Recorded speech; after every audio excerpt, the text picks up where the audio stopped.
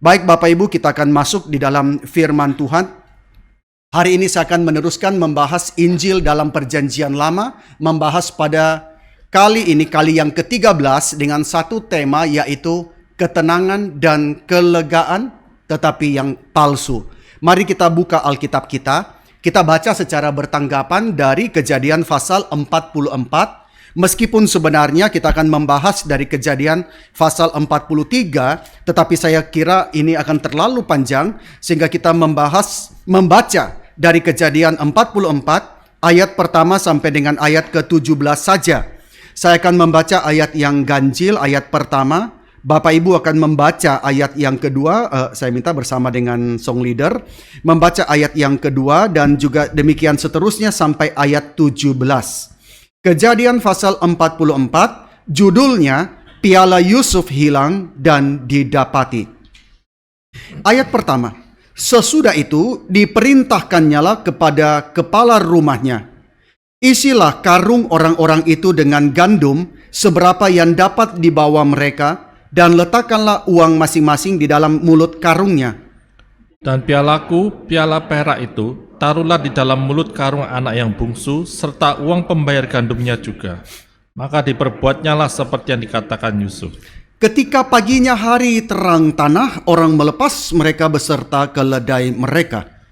Tetapi baru saja mereka keluar dari kota itu, belum lagi jauh jaraknya, berkatalah Yusuf pada kepala rumahnya, bersiaplah, kejarlah orang-orang itu, dan apabila engkau sampai kepada mereka, katakanlah kepada mereka, mengapa kamu membalas yang baik dengan yang jahat? Bukankah ini piala yang dipakai tuanku untuk minum dan yang biasanya dipakainya untuk menelaah? Kamu berbuat jahat dengan melakukan yang demikian.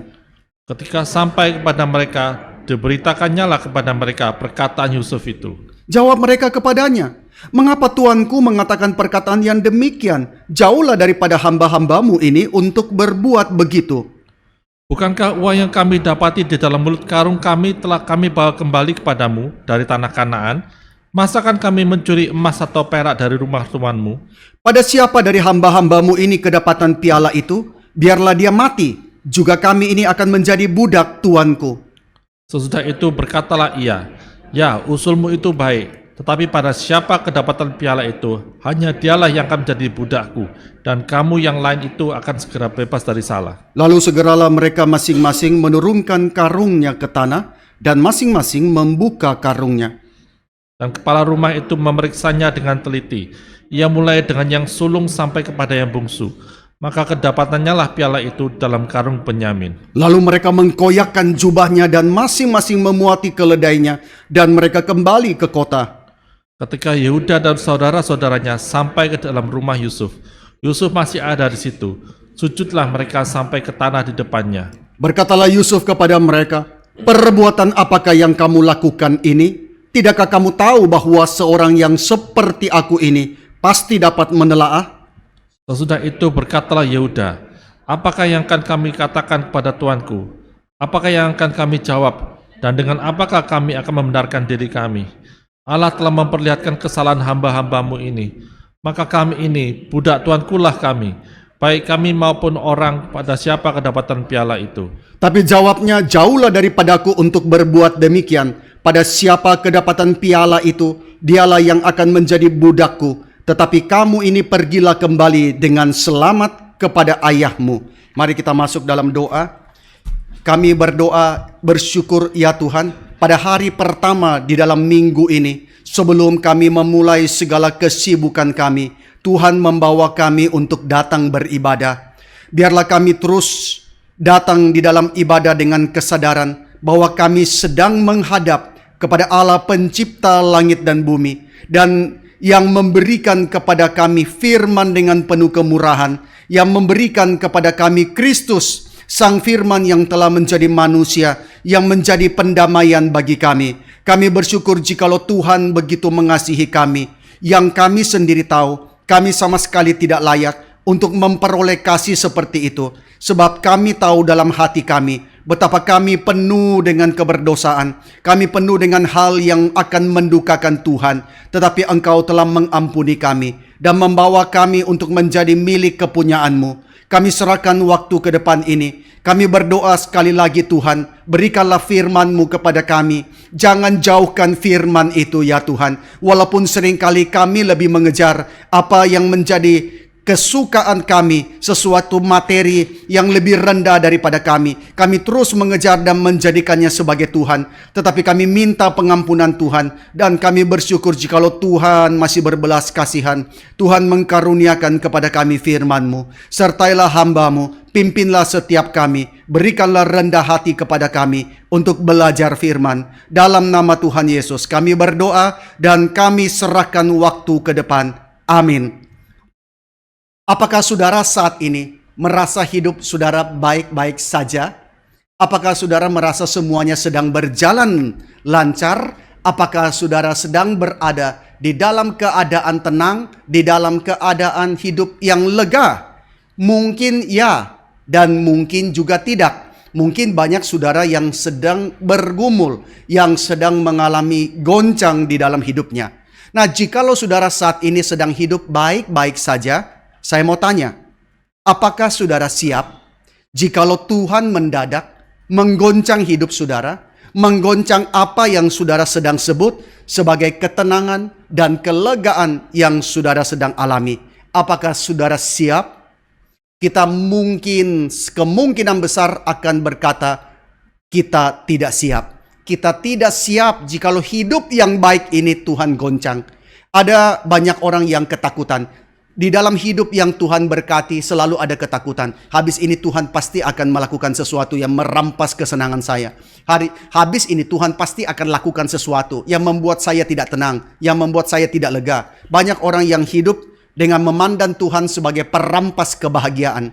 Nah saudara, jikalau saat ini saudara berada dalam keadaan baik, apakah saudara siap jikalau Tuhan menggoncang hidup saudara? Nah, kita banyak hal yang kita tidak siap, saudara, sebenarnya ya. Nah, hari ini kita akan merenungkan mengenai ketenangan dan kelegaan yang sementara, yang sebenarnya semu, yang palsu melalui peristiwa ketika Tuhan menggoncangkan ketenangan dan kelegaan yang sementara waktu dialami oleh saudara-saudara Yusuf. Apa yang terjadi Bapak Ibu? Nah, di dalam Kejadian pasal 43 mencatat, untuk kedua kalinya, saudara-saudara Yusuf harus pergi ke Mesir. Karena apa?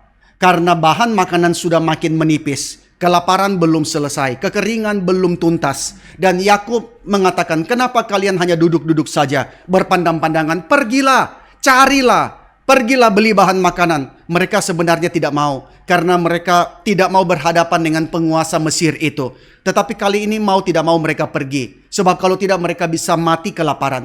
Maka mereka pergi. Tetapi disertai dengan kegelisahan, kekhawatiran, ketakutan. Tetapi mau tidak mau mereka pergi.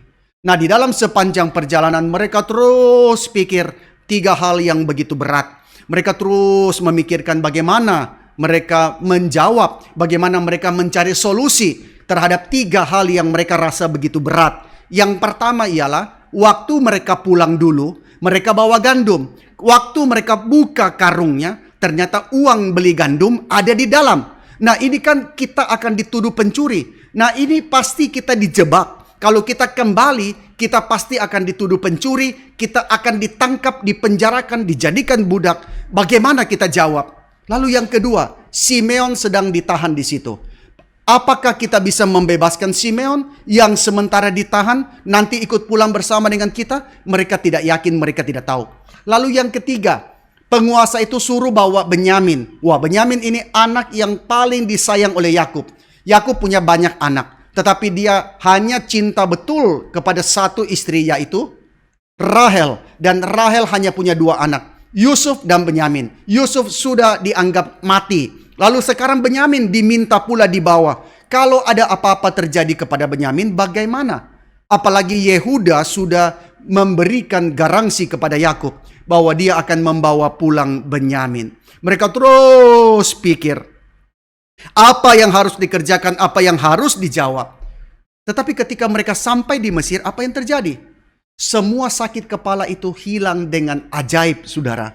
Semua yang mereka khawatirkan ternyata tidak terjadi. soal uang yang ditemukan di dalam mulut karung mereka sebelumnya dalam perjalanan yang pertama. Ketika mereka tiba, apa yang terjadi? Mereka dibawa langsung masuk ke dalam rumah Yusuf. Wah, cilaka. Kenapa kami dibawa ke kediaman daripada penguasa Mesir ini? Kenapa kami dibawa ke rumah Yusuf? Maka mereka mulai berspekulasi. Di dalam Kejadian 43 ayat 18, mereka mulai kasak kusuk. Mereka mengatakan, oh, yang jadi sebab kita dibawa ke sini pasti perkara uang yang dikembalikan dalam karung kita. Itu sengaja supaya kita disergap, supaya kita ditangkap, dan supaya kita dijadikan budak. Jangan lupa, keledai kita juga mau diambil. Wah, mereka mulai kasak kusuk. Nah, orang kalau di dalam ketakutan, banyak ceritanya Bapak Ibu. Orang kalau lagi ketakutan bisa merekayasa cerita jadi satu novel. Lalu orang yang sudah ketakutan biasanya saling menakut-nakuti satu dengan yang lain. Wah, kalau ini sampai terjadi nanti begini loh. Wah, kalau ini pilpres ini, presiden ini terpilih nanti keadaan bisa kacau. Keadaan bisa kacau nanti begini loh. Nanti kamu nggak bisa dagang. Nanti usahamu berantakan segala macam. Orang mulai merekayasa banyak ketakutan-ketakutan di dalam pikirannya. Orang saling menakut-nakuti. Saya ingat ada cerita saudara sekalian mengenai satu komplek perumahan. Pernah ada satu orang baru datang. Orang ini misterius sekali. Tidak banyak bicara saudara. Tidak banyak bicara dan badannya bertato. Badannya bertato, dia selalu pakai baju gelap, ketat saudara. Baju gelap sampai di pergelangan, sampai di siku sini. Lalu ada tatonya serem. Tatonya itu terbaca jagal kota. Wah, ini serem sekali. Ini pasti tukang pukul, pasti preman di nightclub. Karena orangnya tidak banyak bicara, badannya kekar, mukanya serem. Dan selalu kerjanya setiap malam baru keluar rumah. Pagi pulang. Mereka mengatakan ini pasti preman. Kenapa bisa ada orang jahat tinggal di komplek perumahan kita? Semua mulai kasak-kusuk, mulai ketakutan terhadap orang itu. Kalau dia lewat semuanya berwaspada. Jangan-jangan ini maling, jangan-jangan ini preman. Maka mereka mulai jaga-jaga. Sampai satu hari orang itu timba air di sumur. Baru waktu dia buka kaosnya baru mereka tahu ternyata yang mereka kira salah selama ini. Karena tatonya itu nyambung. Jagallah kebersihan kota. Wah, ternyata dia petugas dari dinas kebersihan. Dia sampai begitu berdedikasinya. Sampai dia bikin tato, jagalah kebersihan kota. Nah, ini kerjanya setiap malam karena memang tugasnya saudara. Nah, kadang-kadang kita lihat begitu kita merekayasa penuh dengan ketakutan. Lalu saling menakut-nakuti. Nah, saudara sekalian, saudara-saudara Yusuf juga sama. Itu saling menakut-nakuti. Ini yang terjadi. Kita sengaja ditaruh uang itu. Nanti kita ditangkap. Sudah ditangkap, kita dipenjarakan. Sudah dipenjarakan, kita dijual sebagai budak. Dan keledai kita diambil. Nah, saudara kalau pikir-pikir, ngapain penguasa Mesir itu ambil keledainya? Mesir terkenal dengan kuda-kuda yang bagus, saudara. Untuk apa ambil keledai? Nah, ketika mereka penuh dengan ketakutan, waktu tiba, mereka cepat-cepat cari orang dalam. Nah, orang dalam itu penting, saudara. Ada seorang, itu ponakan ya, ketika ditanya di sekolah oleh guru, apakah kunci daripada kesuksesan seseorang? Wah, teman-temannya jawab, kerja keras, rajin. Apa? Dia jawabnya, orang dalam, Bu. Nah, ini pintar, saudara. Karena memang kadang-kadang ya, saudara, orang dalam mengalahkan kepintaran. Saudara pintar setengah mati. Teman pakai orang dalam lebih sukses. Nah, saudara, orang dalam itu kadang mengalahkan, saudara, mengalahkan orang kerja keras, mengalahkan orang apa segala macam. Maka ketika mereka tiba, mereka cepat-cepat cari orang dalam. Cari orang dalam yang bisa tolong mereka. Dan mereka tahu orang dalam yang tepat itu ialah kepala rumah Yusuf. Mereka datang, mereka meyakinkan bahwa kita dulu itu tidak curi uang. Kita tidak bersalah. Uang itu tidak kami curi. Waktu kami buka, di karung kami ada uang itu. Dan kami kaget. Maka kami bawa kembali uang itu. Juga kami bawa uang yang lain untuk beli bahan makanan. Kami tidak mau curi, kami mau beli. Tapi yang buat mereka terkejut, kepala rumah itu meyakinkan supaya ndak usah takut, ndak usah gelisah. Di ayat ke-23, kepala rumah itu mengatakan, tenang sajalah, jangan takut. Allahmu dan Allah bapamu sudah memberikan uang, memberikan kepadamu harta terpendam di dalam karungmu. Uangmu itu sudah aku terima kok. Kaget mereka, loh kok sudah terima? Dan di situ kalau kita dalam posisi mereka, bagaimana perasaan kita? Tentu kita akan merasa tenang, merasa lega. Satu ketakutan sudah beres. Ternyata yang kita takutkan tidak terjadi. Lalu nomor 2, mereka takut Simeon. Bagaimana Simeon ada dalam penjara? Sebelum mereka minta, Kepala rumah itu tidak main lama. Dia langsung keluarkan Simeon. Dibawa kepada mereka. Loh, satu lagi yang mereka khawatirkan ternyata tidak terjadi. Dan mereka pikir dengan berat, sekarang sudah solve. Sudah pecah masalah itu. Tidak lagi ada yang mengganggu. Maka mereka tenang. Mereka mulai berpikir, hidup kok lancar ya. Hidup kok mulus ya. Tadinya kami penuh dengan ketakutan. Ternyata hidup tidak seperti itu. Sekarang urusan ketiga. Bagaimana mereka memastikan Benyamin itu bisa dibawa pulang. Jangan sampai Benyamin ditahan. Setelah kita beli bahan makanan, semua bersaudara harus bisa pulang. Tapi rupanya saudara, tidak ada tanda-tanda kalau penguasa Mesir itu mau memaksa Benyamin jadi budak. Atau mau memenjarakan Benyamin. Hal yang mereka sama sekali tidak pikirkan malah terjadi. Mereka hanya pikir bagaimana supaya bisa cepat-cepat beli makanan lalu pulang. Ternyata penguasa Mesir itu mengundang mereka makan. Wah, bukannya di penjara, tapi malah diundang makan. Mereka dibawa masuk ke rumah Yusuf. Mereka dikasih air mencuci kaki mereka seperti tamu yang terhormat. Bahkan keledai mereka diberi makan. Loh, bukankah tadi mereka sudah ketakutan? Mereka akan ditangkap, dijadikan budak. Lalu keledainya diambil. Sekarang malah keledainya diberi makan. Dan mereka juga diberi makan sampai berlimpah, saudara sekalian. Tetapi ada hal yang menarik di sini kalau saya lihat, saudara. Waktu Yusuf berjumpa dengan Benyamin, apa yang terjadi? Ketika Yusuf lihat adiknya yang dia begitu kasihi itu, apa yang terjadi? Alkitab mencatat Yusuf tidak bisa menahan perasaannya. Maka dia segera pergi dari situ. Dia mencari ruangan untuk menangis. Nah, saudara, penguasa Mesir yang sangat berkuasa itu, ternyata hatinya begitu lembut. Waktu dia lihat Benyamin, dia pergi. Meninggalkan ruangan itu, dia cari tempat dan dia menangis sejadi-jadinya. Nah, saudara, inilah kali kedua Yusuf menangis, saudara. Ini juga memberitahu kita, tidak mudah ya, ketika Tuhan hendak membawa kita kepada rekonsiliasi, kepada perdamaian, tidak mudah. Yusuf tidak mau lagi mengingat saudaranya. Yusuf waktu keluar dari penjara, dia dibawa menghadap Firaun. Dia menjadi orang nomor 2 di Mesir. Dia tidak mau lagi ingat saudaranya. Begitu pahit, begitu sakit aku diperlakukan oleh saudaraku. Aku dibuang, tidak diakui oleh saudara. Bahkan dijual sebagai budak, hampir dibunuh. Tetapi aku dijual sebagai budak, terlalu sakit. Maka Yusuf waktu dia jadi pejabat, dia tidak mau ingat keluarganya. Dan dia menamai anak pertamanya Manasye, yang artinya forgetful. Saya mau lupakan saja saudaraku. Nah, saudara, relasi yang paling menyakitkan adalah relasi kalau bukan orang lain yang menyakiti, tetapi orang terdekat yang menyakiti. Dan biasanya permusuhan itu paling susah didamaikan ialah permusuhan antar saudara-saudara sekalian. Nah, Yusuf dia sudah mau melupakan. Dia sudah hidup tenang sebagai pejabat di Mesir. Dia menikmati hidup yang lancar, hidup yang tenang. Dia menjadi orang nomor 2, orang yang sukses mengelola bantuan, mengelola bahan makanan itu. Dia sudah punya istri dari Imam Dion, itu imam yang penting. Lalu dia sudah punya 2 anak, hidupnya sudah tenang. Tetapi kenapa sekarang Tuhan menggoncang hidupnya? Hidupnya yang sudah tenang digoncang oleh Tuhan. Nah, di sini Yusuf tidak mudah.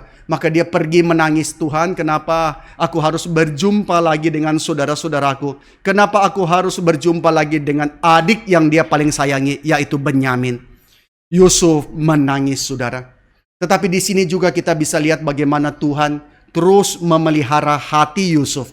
Yusuf tidak gampang. Dia bertahun-tahun hidup di antara orang-orang yang tidak kenal Tuhan. Dia bertahun-tahun hidup di antara penyembahan berhala Mesir. Dia hidup di antara cara hidup bangsa yang tidak takut Tuhan, tidak kenal Tuhan. Tetapi yang ajaib ialah Tuhan tetap memelihara imannya. Iman kepada Tuhan. Dan Tuhan menjaga hatinya tetap murni, saudara. Hati yang tetap memperdulikan orang lain. Bayangkan kalau Tuhan tidak pelihara hati Yusuf seperti itu. Mungkin waktu lihat saudaranya, Yusuf sudah bertindak untuk membalas dendam. Tetapi tidak, Yusuf malah dibangkitkan Tuhan hati yang mengasihi. Nah, saudara, ini tidak mudah ya. Kadang-kadang saudara kita yang hidup di tengah lingkungan Kristen, kita tidak bergumul dengan hal seperti itu. Bagaimana dengan mereka yang berada di lingkungan orang tidak percaya? Bagaimana dengan pejabat Kristen ketika berada di lingkungan orang-orang tidak beriman? Bagaimana mereka bisa tetap memelihara imannya. Nah itu tidak gampang saudara ya. Sebagai hamba Tuhan kita hidup ini mungkin jauh lebih mudah daripada saudara ya. Saudara berada di tengah-tengah lingkungan orang-orang tidak percaya. Bagaimana saudara tetap menunjukkan iman itu tidak mudah. Menjadi seorang pengusaha yang tidak mengikuti cara-cara dunia ini dalam berdagang. Atau menjadi pengusaha yang tidak mengikuti cara dunia entertain. Saudara itu tidak mudah. Nah mungkinkah kita tetap bisa memelihara hidup yang beriman kepada Tuhan? Maka kalau Tuhan masih pelihara itu hal yang ajaib. Tuhan bisa saja mengeraskan hati Yusuf dengan terus memelihara dendam, memelihara sentimen kepada saudaranya. Tapi Yusuf memilih berjuang mengampuni mereka. Saudara, mengampuni tidak gampang loh saudara. Mempertahankan dendam itu sangat mudah. Membalaskan dendam itu mudah. Tapi berjuang berusaha untuk mengampuni. Bayangkan ya, saudara memiliki saudara-saudara dalam satu keluarga, tetapi pernah dikhianati, pernah disakiti. Apakah bisa mengampuni? Sangat tidak mudah. Untuk bisa mengampuni harus ada perjuangan. Maka seringkali kita dengar ya berita-berita antar saudara yang berseteru, yang kemudian mengatakan, sampai mati aku tidak pernah mau ketemu kakakku lagi. Sampai mati saya tidak mau injak rumah ini lagi. Wah itu betul loh saudara. Kadang-kadang kerasnya itu sampai mati saudara, benar-benar tidak mau berjumpa, tidak mau bicara saudara. Tapi waktu mau mengampuni itu perjuangan. Harus merendahkan diri untuk mengampuni. Sudah mengampuni pun belum tentu diterima saudara. Sudah mau mengampuni belum tentu orang mau terima saudara. Ini sangat tidak mudah. Maka di sini Yusuf berjuang mengampuni mereka dan berjuang untuk melepaskan kepahitan dari masa lalu, menyerahkan dalam tangan Tuhan. Ini hal yang tidak mudah jujur ya saudara. Siapapun akan bergumul. Bahkan saudara lihat hamba Tuhan pun seringkali sulit sekali melepaskan kepahitan masa lalu itu. Yusuf berjuang mengampuni, Yusuf berjuang melepaskan seluruh hal yang begitu pahit ke dalam tangan Tuhan. Maka karena itu Yusuf nangis sebab dia tahu ini tidak mudah. Dan setelah Yusuf menguasai dirinya, akhirnya dia kembali kepada saudara-saudaranya. Dia menahan hatinya, menjamu mereka makan. Wah ini satu penguasaan diri luar biasa. Dia tidak menunjukkan emosi yang berlebihan. Makan dengan saudara-saudaranya, berbicara, bercakap-cakap, akrab, ramah, tidak gampang. Dan saudara Yusuf tidak tahu. Tetapi ketika makan bersama dengan Yusuf, mereka merasakan kelegaan. Semua kekhawatiran, semua kecemasan itu hilang. Hal-hal yang sebelumnya mereka takuti, oh ternyata tidak terjadi. Hal yang sebelumnya kita begitu khawatir, ternyata semua beres. Termasuk apa? Termasuk mereka merasakan kelegaan. Dari apa? Dari dosa yang dulu mereka perbuat terhadap Yusuf. Mereka merasakan kelegaan dari konsekuensi dosa mereka. Dari akibat dosa mereka dulu kepada Yusuf. Saudara ingat dalam Kejadian pasal 42 ayat 21. Mereka pernah takut sekali dengan akibat dosa mereka dulu. Ketika mereka pertama kali ketemu dengan Yusuf, mereka pernah mengatakan begini. Betul-betullah kita ini menanggung akibat dosa kita terhadap adik kita itu. Jadi mereka waktu mengalami kesulitan, mereka mengatakan, ini pasti akibat dosaku dulu. Nah saudara sering ya, orang waktu mengalami musibah, dia akan selalu mengkaitkan dengan, apa dosa yang pernah saya perbuat? Kenapa Tuhan masih ingat dosaku? Nah seringkali kita selalu merasa tidak tenang ya. Kita hidup, kenapa ini berantakan? Kenapa ini menjadi malapetaka? Ini menjadi kesulitan. Lalu kita mengkaitkan dengan dosa masa lalu. Nah saudara, ketika saudara Yusuf diundang makan, lalu kemudian urusan semua beres, mereka berpikir, oh ternyata dosa yang dulu tidak ada akibatnya. Konsekuensi dosa tidak kejar kita. Kita sekarang aman. Hidup toh baik-baik saja. Saya tidak usah mengaku dosa. Saya tidak usah merasa hati berat. Ternyata hidup baik-baik saja. Lancar kok. Lalu tibalah kita di pasal 44. Hari itu dibuka. Alkitab mengatakan a wonderful morning, a beautiful morning saudara. Di ayat 3 mengatakan ketika paginya hari terang tanah, orang melepas mereka beserta keledai mereka. Semua kekhawatiran hilang. Semua cemas bahaya ternyata tidak terjadi. Mereka diberikan makanan berlimpah, bahan makanan pulang, keledai mereka jejer, penuh berlimpah bahan makanan, akan pulang ke Kanaan, semua beres. Mereka merasa hidupnya baik-baik saja. Dan mereka mungkin berharap bencana kelaparan segera berlalu. Janganlah kembali ke Mesir lagi. Kami mau hidup tenang di tempat kami. Kami tidak mau lagi kembali ke Mesir. Nah, tetapi ternyata saudara, ini kalau seperti nonton film ya. Kalau seperti nonton film, happy ending saudara sekalian. Wah, bahagia ya kita kalau nonton film sudah happy ending, senang. Tiba-tiba di akhir daripada film, sesuatu terjadi. Lalu tulisan to be continue, jengkel. Mesti tunggu minggu depan lagi. Nah, kalau dulu ya, zaman dulu, paling kesel. Sudah nonton, sudah habis. Tiba-tiba muncul penjahat yang lain. Wah, mesti tunggu lagi saudara. Nah, ini happy ending, tiba-tiba muncul sesuatu. Ternyata kelegaan mereka adalah kelegaan yang terlalu cepat. Masuk di pasal 44, Tuhan mengerjakan sesuatu. Kelegaan mereka akan dihancurkan oleh Tuhan melalui Yusuf. Tuhan pakai Yusuf. Yusuf pun mungkin tidak mau. Tapi Tuhan melalui siasat Yusuf memakai mereka, Yusuf supaya menghancurkan kelegaan mereka yang palsu itu. Nah, ketika 11 saudara itu meninggalkan rumah Yusuf, tentu mereka gembira. Tidak ada lagi alasan untuk cemas. Mereka tidak ditahan, tidak dituduh curi uang pembayaran. Simeon dibebaskan, Benyamin tidak ditahan, pulang bersama dengan mereka. Mereka membawa banyak gandum yang berlimpah. Jadi benar-benar satu hari yang sangat sukacita. Dan lebih lagi, jangan lupa dosa mereka yang dulu ternyata tidak ada akibatnya. Tidak ada konsekuensinya. Tetapi begitukah saudara? Kadang-kadang kesenangan terlalu cepat berlalu. Sukacita mereka seperti bunga bakung di pagi hari. Seperti mimpi yang segera berlalu. Maka ini memberitahu kita bahwa sukacita dan damai yang sejati tidak pernah bisa dibangun di atas dasar daripada kebohongan. Ingat saudara. Ada orang yang bisa senang kerja, sukses, kaya dari apa? Tipu-tipu orang. Apakah bisa lama? Alkitab pasti mengatakan sukacita dan damai sejahtera tidak pernah bisa dibangun di atas dasar kebohongan. Sukacita dan damai yang sejati harus dibangun di atas dasar daripada kebenaran. Membangun sukacita di atas dasar kebohongan itu sama dengan membangun rumah di atas pasir. Bagus, bagus bentuknya rumah. Tetapi saudara, begitu datang badai, rumah itu ambruk. Nah saudara, ketika mereka meninggalkan tempat itu belum jauh. Mereka sudah senang akan pulang. Tiba-tiba dari jauh, kepala rumah Yusuf dan penjaga-penjaganya menyusul mereka. Ada apa lagi ini? Ada apa lagi? Dan mereka begitu kaget ketika hamba daripada Yusuf itu menuduh mereka sebagai orang yang tidak tahu terima kasih. Loh, tidak tahu terima kasih kenapa? Kalian membalas kebaikan dengan kejahatan. Lalu lebih kaget lagi waktu kepala rumah itu menuduh, ada salah seorang dari kalian yang sudah mencuri piala daripada tuanku. Piala itu begitu penting. Piala itu dipakai untuk melihat, untuk menelaah, untuk meramalkan hari depan. Ada yang sudah mencuri piala perak itu. Wah, cilaka.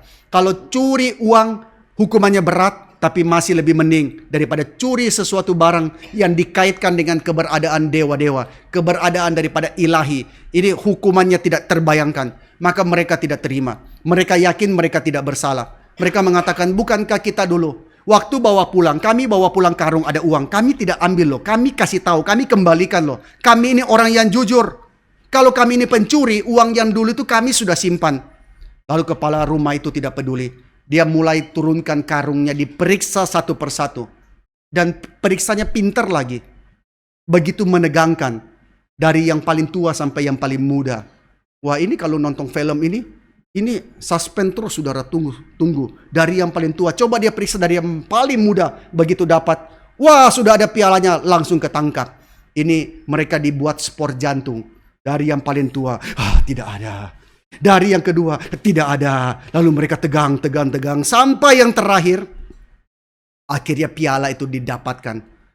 Sebenarnya mereka harusnya sudah curiga sih. Kenapa? Karena waktu makan aja dideret. Urutan dari yang paling tua sampai yang paling muda. Lalu sekarang juga diperiksa dari yang paling tua sampai yang paling muda. Harusnya mereka sudah curiga. Lalu kemudian piala itu ditemukan di dalam karungnya Benyamin. Wah, cilaka. Ini yang tidak boleh terjadi sama sekali. Mereka langsung lemas. Inilah akhir daripada perjalanan kami. Yang mereka paling takutkan itu terjadi, yaitu Benyamin ada masalah.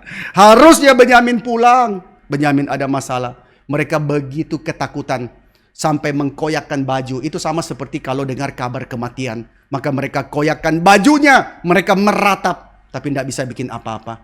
Mereka dibawa ke rumah daripada Yusuf. Maka saudara sambil dibawa ke rumah daripada Yusuf, saudara pikiran apa yang melintas? Pasti mereka berpikir, aduh, kenapa bisa seperti ini? Nah saudara, ini penyesalan ya. Seringkali ketika kita mengalami sesuatu yang kita tidak harapkan, apa yang kita selalu tanya? Kenapa ini terjadi? Kenapa bisa begini? Itu saudara kalau divonis, kamu kena penyakit kanker, tidak bisa sembuh. Selalu yang kita tanya apa? Kenapa bisa, dok?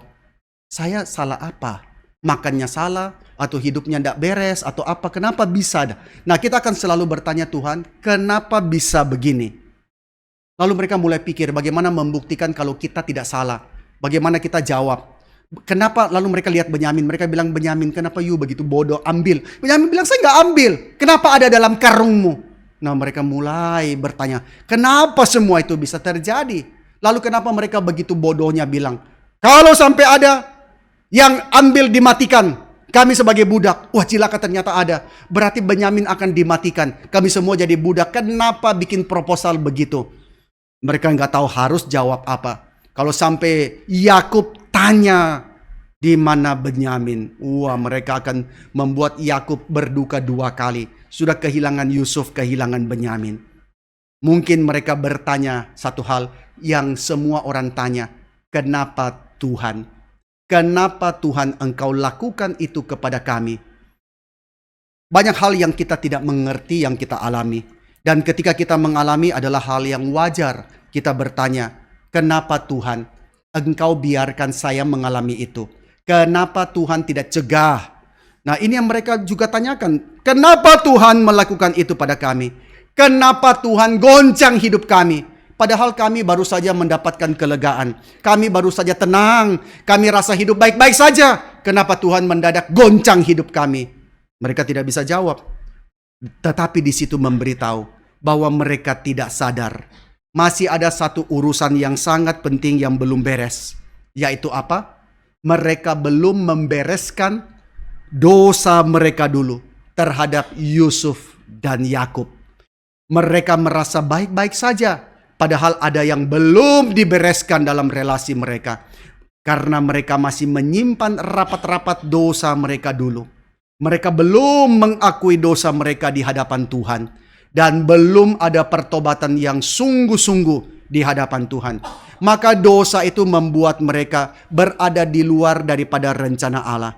Orang yang berada di luar daripada rencana Allah tidak mungkin tenang, tidak mungkin lega. Meskipun dia mencoba mengejar ketenangan, dia coba kejar kelegaan, tapi tidak mungkin tidak. Tidak mungkin dia dapat itu. Kenapa? Karena dia sedang berada di luar daripada rencana Allah. Dosa membuat manusia berada di luar daripada rencana Allah. Adam Hawa harusnya ada di taman itu. Di Taman Eden. Harusnya mengerjakan apa yang Tuhan mau. Mereka bisa beranak cucu. Bertambah banyak di dalam anugerah Tuhan. Tapi dosa membuat mereka berada di luar. Maka kalau di luar, mau tenang seberapa tenang tetap tidak bisa. Mau lega seberapa lega tetap tidak bisa. Maka orang yang berada di luar Tuhan, saudara tidak pernah lihat dia betul-betul bisa menikmati apa yang namanya ketenangan yang sejati. Sukacita yang sejati. Tetap ada sesuatu hal yang mengganjal di dalam hatinya. Maka ini membawa kita menyadari satu hal Bapak Ibu sekalian.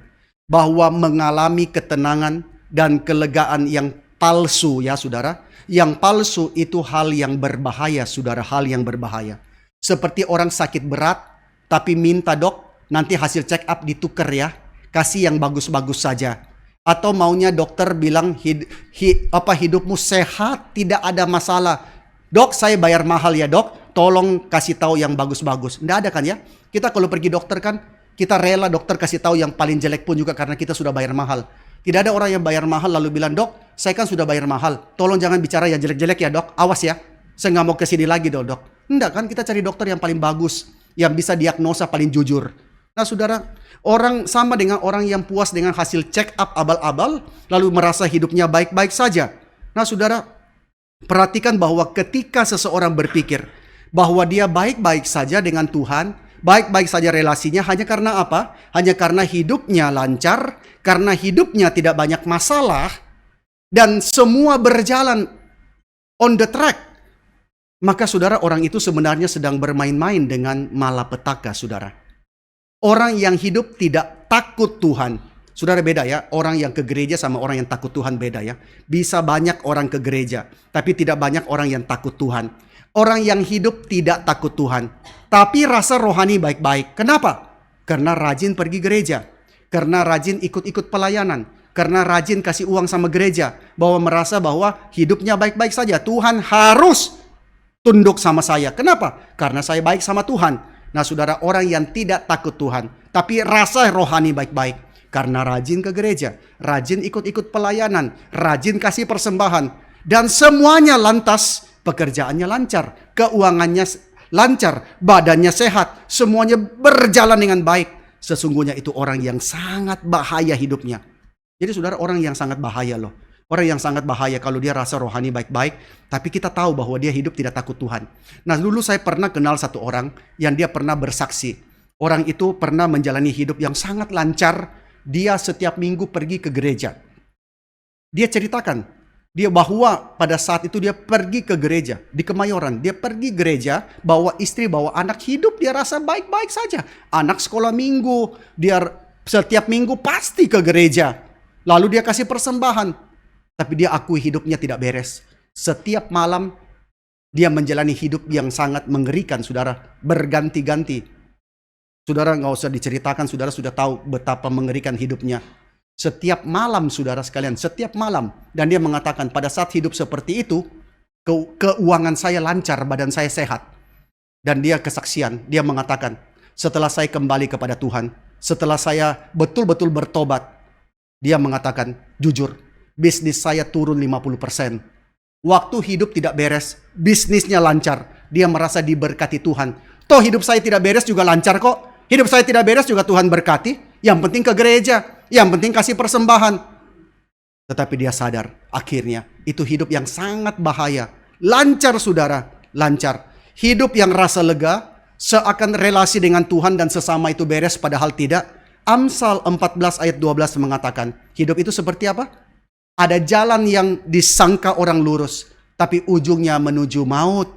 Mungkin sedang berjalan di jalan tol, sambil kita lihat kasihan ya, yang lain macet-macet di pinggir jalan, saya di jalan tol, oh enggak ada mobil lain. Padahal jalan tolnya itu belum selesai dibangun, ternyata belum sambung, dia tinggal tunggu jatuh dari jalan tol. Nah saudara, Amsal mengatakan seperti itulah.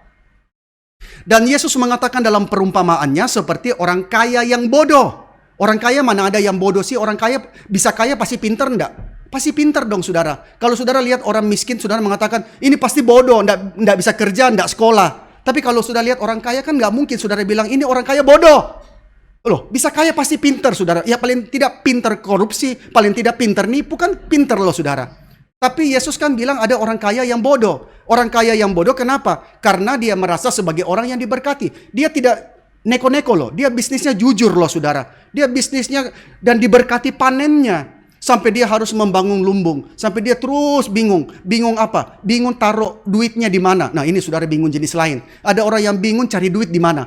Ini orang bingung taruh duit di mana. Saking banyaknya duitnya. Buka rekening ini, buka rekening itu, rekening itu, rekening itu. Kalau sudahlah bikin bank sendiri aja. Ya begitu ya saudara. Sampai dia bingung taruh di mana. Lumbung-lumbungnya sudah penuh. Bangun satu langsung penuh, bangun ini langsung penuh. Sampai dia bingung. Dan dia berkata, "Oi jiwaku, tenanglah engkau." Tenang karena tersimpan padamu banyak barang. Oh sampai berapa generasi segala macam. Nah ini dikatakan orang yang punya simpanan sampai 7 turunan, 8 tanjakan segala macam saudara. Orang yang tidak habis-habisnya saudara. Tetapi at the end apa yang terjadi? Dia hanya akan menemukan murka Allah ditimpakan ke atasnya. Di dalam Lukas 12 ayat 20 firman Allah tiba kepadanya. Hai engkau orang bodoh. Tuhan tidak menghargai orang yang dihargai oleh dunia loh. Cara pandang Tuhan itu beda saudara ya. Kalau kita lihat orang kaya, kita langsung cepat-cepat, ayo foto bersama orang kaya. Kapan lagi foto sama orang kaya? Biar menular kayanya. Kalau orang kayanya COVID, menular juga COVID-nya saudara. Nah saudara, Tuhan tidak pandang. Maka firman Allah datang dengan penghakiman. Firman Allah mengatakan, "Hei, you orang bodoh." Karena apa? Karena kamu simpang begitu banyak. Kamu tidak tahu. Kamu tidak punya hati untuk Tuhan. Pada malam ini juga, jiwamu akan diambil daripadamu.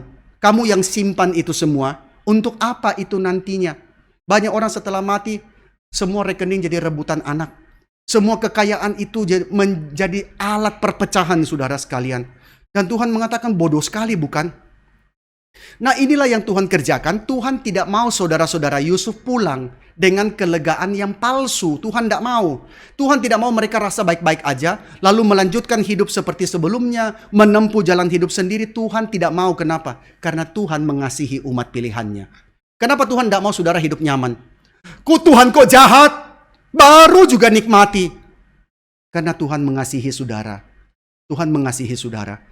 Maka Tuhan tidak mau mereka pulang, bawa gandum, urusan rasa, urusan beres, melanjutkan hidup sebelumnya, menempuh jalan mereka sendiri. Tuhan tidak mau. Karena mereka ada di dalam rencana besar Allah.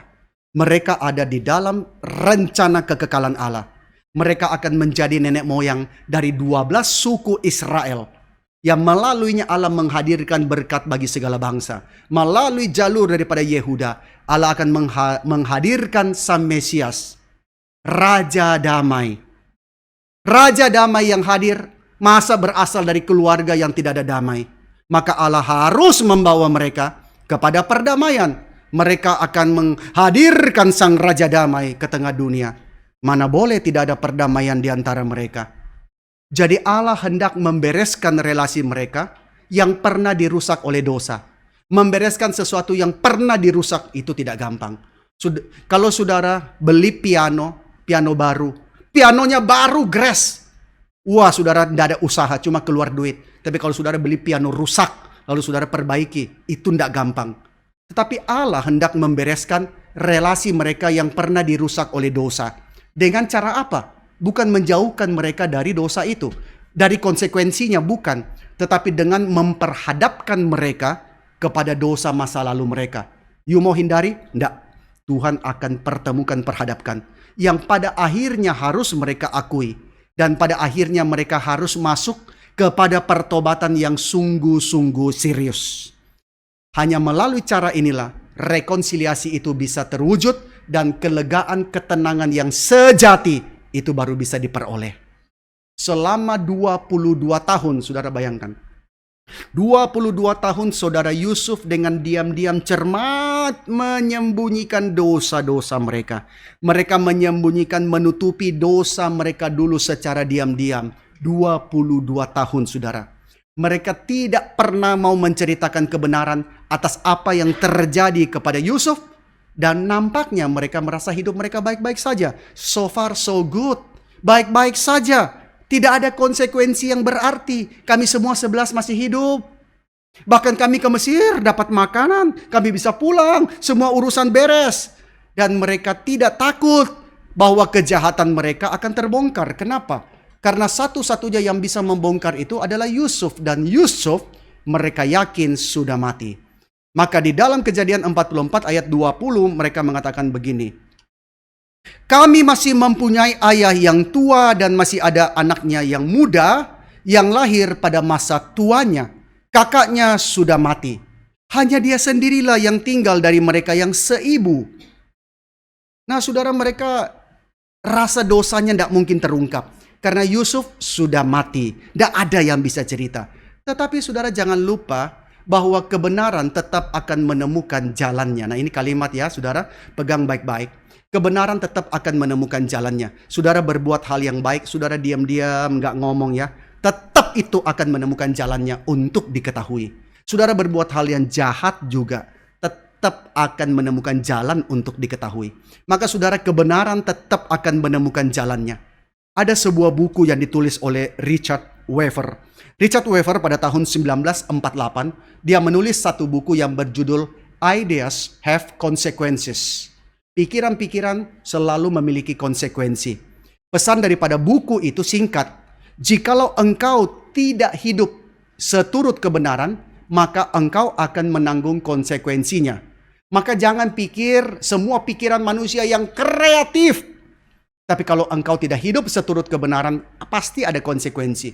Manusia mengatakan, masa sih Allah cuma cipta 2 gender, laki dan perempuan? Tidak ada. Tuhan cipta kebebasan untuk memilih gender kita.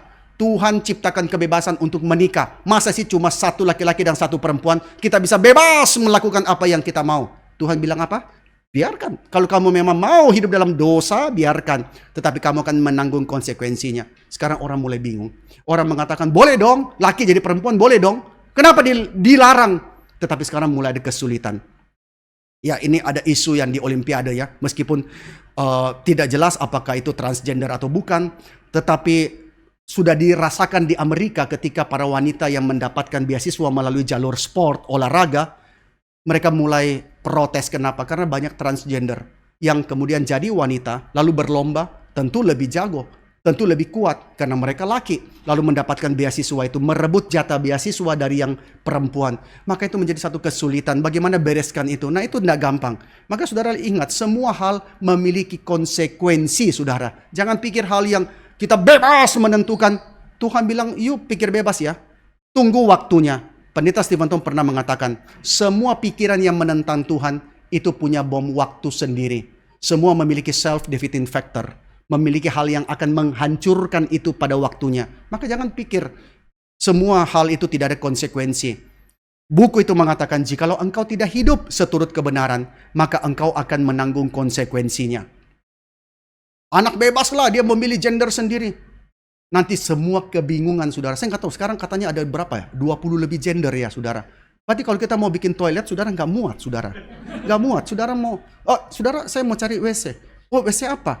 Buat laki. Bukan, saya ini memang laki, tetapi saya memilih jadi perempuan, tapi tidak perempuan juga. Saya ada, saudara pilih gimana?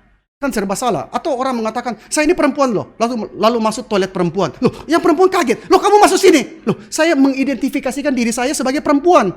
Maka ada itu gambar ya saudara, bus kota.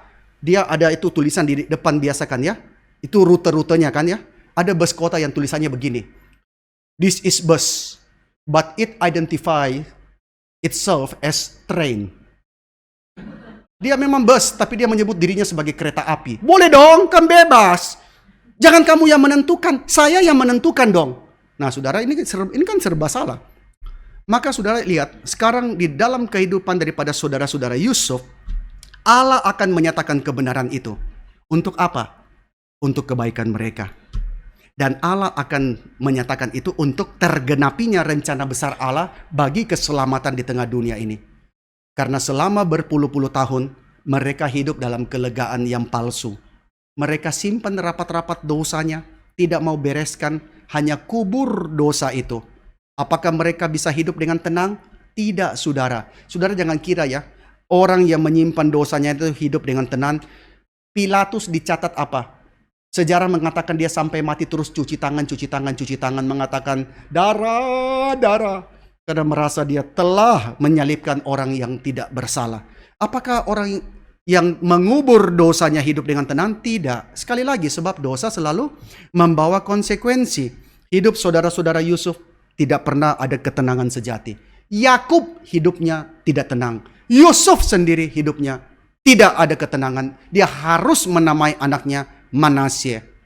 Maka saudara, ketika Allah menarik anak-anaknya dari kelegaan mereka yang palsu, dan Allah mencemplungkan mereka dalam ujian yang berat, saudara harus lihat.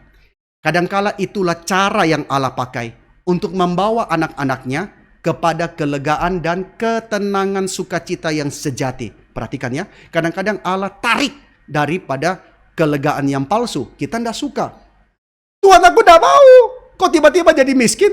Kok tiba-tiba usahaku bangkrut? Aku tidak mau. Tuhan tarik. Tuhan taruh dalam ujian yang berat. Tetapi itu adalah caranya supaya apa? Orang yang dia kasihi, anak-anaknya, mendapatkan kelegaan dan sukacita yang sejati di dalam relasi yang diperbaharui. Kadang kita terlalu keras, Tuhan hajar sampai sakit baru sadar. Oh iya, ternyata aku butuh orang lain.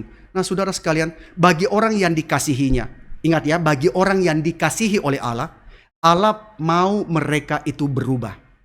Tetapi perubahan tidak ditemukan di dalam arogansi yang mempertahankan kebenaran diri sendiri, melainkan di dalam kerendahan hati untuk mau mengakui dosa dan kelemahan diri, serta berseru kepada Allah demi memperoleh pertolongan. Tuhan, aku tidak sanggup. Maka saudara lihat ya, kita tidak mungkin menjadi ciptaan yang baru di dalam satu arogansi yang mempertahankan keakuan kita, kebenaran diri kita sendiri, tapi berada di dalam kesadaran Tuhan, aku ini lemah, aku butuh pertolongan Tuhan. Nah saudara, Allah tidak akan membiarkan, saudara lihat ya, Allah tidak akan membiarkan anak-anaknya hidup di dalam ketenangan dan kelegaan yang palsu. Kenapa? Karena Tuhan mengasihi ya, ingat. Karena Tuhan mengasihi, Dia tidak akan biarkan anak-anaknya hidup di dalam ketenangan dan kelegaan yang palsu. Dia akan menggoncang mereka, sehingga sadar, membawa kepada kesadaran dan pengakuan akan dosa dan kelemahan mereka, dan mendorong mereka mendekat kepadanya. Maka itulah cara Tuhan bekerja. Asaf pernah marah sama Tuhan. Mazmur 78. Asaf marah, Tuhan, aku ini hidup benar. Kok orang hidup benar hidupnya macam begini, susah? Coba lihat itu. Orang kaya, gemuk, lancar, tidak ada kesulitan, hidupnya mulus. Kenapa dia hidup seperti itu? Tuhan biarkan. Kadang kita komplain sama Tuhan, Tuhan tidak jawab. Kadang kita komplain, mau Tuhan jawab, langsung Tuhan tidak jawab. Sampai Asaf lihat akhir hidupnya. Oh ternyata akhir hidupnya seperti itu. Aku tidak mau deh Tuhan. Aku ikut Tuhan saja ya. Nah kadang-kadang saudara sekalian, Tuhan pakai banyak hal untuk anak-anak yang dikasihinya. Cuma ketika Tuhan goncang hidup anak-anaknya, kita kadang-kadang menyebut Tuhan itu jahat. Betul enggak? Kadang-kadang waktu Tuhan goncang hidup kita, kita akan sebut Tuhan itu tidak baik, Tuhan itu jahat. Sudah 2025 ganti Tuhan. Nah saudara sekalian ya, yang lalu orang pada teriak ganti presiden. Lama-lama banyak yang teriak ganti Tuhan. Karena kok Tuhan yang lain lebih asik ya. Nah saudara ingat ya, sekiranya Allah jahat, sekiranya Allah itu jahat, Dia tidak akan mengutus dan merelakan anaknya yang tunggal, Yesus Kristus, datang ke dalam dunia. Kalau saudara orang itu sudah mau kasih anaknya, bahkan untuk hal yang tidak terpikirkan saudara sekalian, maka hal yang lain Dia pasti akan berikan. Maka saudara lihat, jikalau Allah jahat, Dia tidak akan relakan anaknya yang tunggal datang ke dunia. Bahkan menjadi manusia, menjadi hamba yang sampai mati di atas kayu salib. Dan melalui kematiannya itulah Yesus menyediakan jalan pendamaian. Maka kalau kamu mau hidup tenang, kamu mau hidup dengan lega yang sejati, lewat jalan itu. Mana jalan itu? Lewat anakku yang aku berikan dengan penuh kerelaan, yang telah mati menyediakan jalan itu. Itulah jalan engkau kembali kepada sukacita yang sejati. Maka saudara, selalu demikianlah, perhatikan. Ketika berita Injil dikabarkan, ketika Injil hadir, itu pasti akan menggoncangkan seseorang. Perhatikan, ketika berita Injil diberitakan, berita itu membawa perdamaian yang sejati, Allah akan menggoncangkan hidup orang. Ketika Yesus lahir, hidup Maria dan Yusuf goncang. Maria dan Yusuf sudah tunangan, kami sudah akan nikah secara resmi. Tunangan itu sudah kayak status suami istri loh saudara, meskipun mereka tidak berhubungan, belum tinggal satu rumah ya. Tapi sudah seperti pernikahan saudara sekalian. Maria sudah membayangkan akan menikah, lalu mempunyai anak-anak yang bahagia dengan Yusuf. Yusuf juga sudah bayangkan itu. Tapi ketika Yesus lahir, mendadak Maria sang anak perawan itu hamil. Wah ini goncang. Orang akan tanya, Maria, siapa menghamili? Susah jawabnya. Yusuf juga bingung. Jangan lihat saya. Bukan saya. Siapa? Nggak mungkin orang lain, pasti kamu. Kalau kamu betul-betul bukan yang menghamili, kamu pasti ceraikan Maria. Wah ini goncang saudara. Maka Injil ketika hadir tidak mudah. Maria goncang, Yusuf goncang. Sampai mereka mengerti rencana Tuhan melalui malaikat. Gembala-gembala pada malam itu, di malam itu tenang menikmati pekerjaannya. Tiba-tiba goncang hidupnya. Tuhan belokkan, suruh pergi melihat bayi itu. Para murid dalam pekerjaannya sudah nyaman, digoncangkan Tuhan. Yesus panggil mereka, tinggalkan, ikut aku. Wah, hidup langsung berubah arah. Nikodemus hidupnya digoncangkan. Perempuan Samaria yang memiliki banyak suami hidupnya digoncangkan. Sakeus hidupnya digoncangkan. Orang-orang yang jumpa Yesus satu persatu hidupnya digoncangkan. Orang yang ketemu Injil tidak mungkin tidak digoncangkan, saudara. Maka ketika menjadi Kristen, memang harus meninggalkan hidup lama. Tidak bisa tidak. Penjahat yang disalib pun juga ketika lihat Yesus dia goncang. Kenapa? Orang macam begini kok jadi raja ya? Tapi kayaknya benar. Dia ini benar-benar seorang raja. Maka dia mengatakan, ingatlah akan aku apabila engkau datang sebagai raja. Goncang. Yesus mati, bangkit, naik ke sorga juga goncang. Sekali lagi hidup para murid goncang. Mereka dipanggil menjadi rasul. Aduh, tugasnya berat memberitakan kerajaan yang tidak ada orang mau. Orang dunia tidak mau kerajaan macam itu. Tapi mereka harus beritakan. Menjadi murid, jadi rasul. Semua mati tidak enak kecuali Yohanes mati normal. Hidupnya goncang. Lalu Paulus sudah rasa nyaman sebagai pemimpin daripada orang Yahudi. Hidupnya lancar. Karir agamanya menanjak. Tiba-tiba dipanggil Yesus jadi rasul. Wah, hidupnya goncang. Barnabas, Silas, Timotius semua goncang. Saudara bisa catat satu persatu nama-nama itu. Hidup goncang.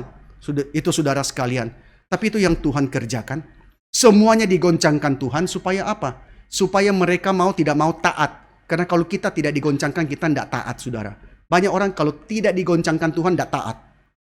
Semuanya digoncangkan Tuhan untuk mereka mau tidak mau. Mereka taat untuk membuka hadirnya Injil dalam hidup mereka. Dan juga melalui mereka di dalam hidup orang lain. Jadi waktu Tuhan goncangkan, supaya pintu itu terbuka. Injil boleh masuk dalam hidup mereka, dan bukan berhenti di sini. Tetapi melalui hidup daripada orang itu menjadi berkat bagi banyak orang. Sebagai penutup saya mau ceritakan hidup daripada seorang yang bernama Charles Colson. Yang dipanggil sebagai Chuck Colson, saudara. Dia siapa? Dia pendiri daripada satu pelayanan yang disebut sebagai itu prison fellowship, pelayanan penjara. Chuck Colson orang rohani? Enggak, saudara. Dia mungkin ke gereja sih ya. Orang-orang tahun 70-an ya ke gereja lah. Dia adalah penasehat dari mantan Presiden Amerika Richard Nixon. Di penjara tahun 1974 karena skandal Watergate. Skandal pilpres terbesar dalam sejarah Amerika. Jadi jangan pikir Amerika negara demokrasi nggak ada skandal ya. Di sana banyak skandal, di sini juga banyak skandal. Sampai teman saya bilang banyak skandal. Ada skandal swallow, skandal. Nah, itu sandal, saudara sekalian. Dia dipenjara karena skandal yang terbesar dalam sejarah pilpres di Amerika. Colson adalah seorang politikus muda yang cemerlang. Sudah-sudah di Amerika ya, banyak politikus muda itu merintis karir. Dari sekolah hukum lah di Harvard, kemudian mereka menjadi penasehat dari presiden, dari situ mereka mulai merintis karir menjadi wali kota atau apa, lalu senator, lalu kemudian jalannya menanjak bisa menjadi calon presiden. Maka Colson itu seorang politikus muda yang cemerlang, hidupnya sedang naik, menanjak saudara sekalian.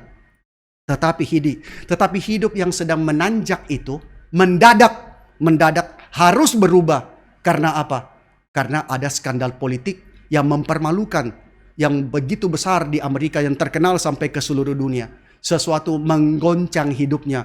Colson mau? Tidak maulah. Hidup sedang tenang, karir sedang menanjak, tapi bagaimana? Skandal itu bikin malu, menggoncang sampai dia harus masuk penjara. Dari hidup yang baik-baik saja, hidup yang nyaman, hidup yang tenang, mendadak akhirnya menjadi sorotan dan masuk penjara.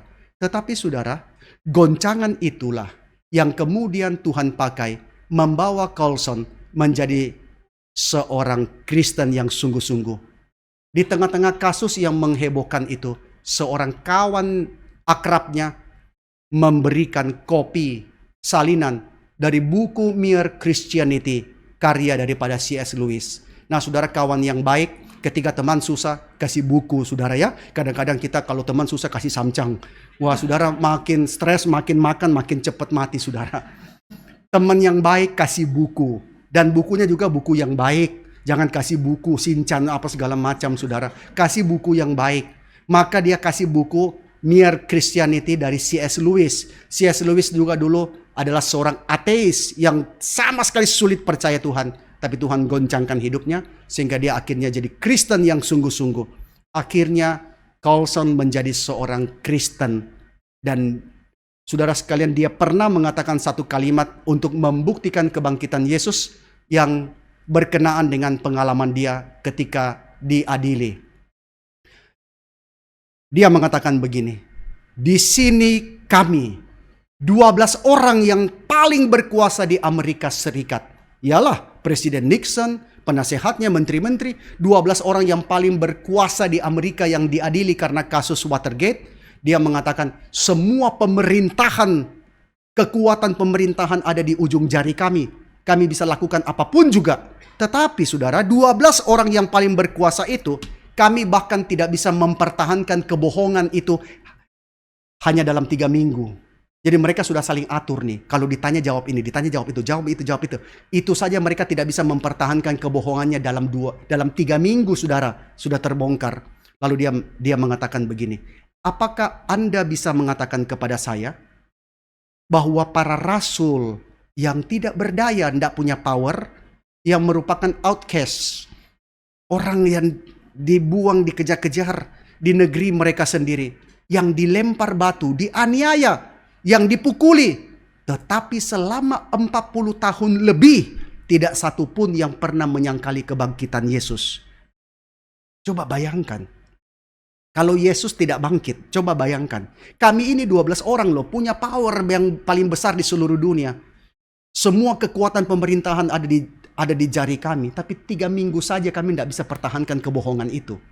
Bayangkan, para rasul ini orang tidak berdaya, orang kecil, outcast, yang dipukuli, dibuang, dianiaya. Tapi selama 40 tahun tidak ada satupun yang menyangkal kebangkitan Yesus. Kenapa? Dia mengatakan, itu akan mustahil. Mustahil secara manusia. Kecuali mereka betul-betul sudah melihat Yesus yang bangkit secara langsung.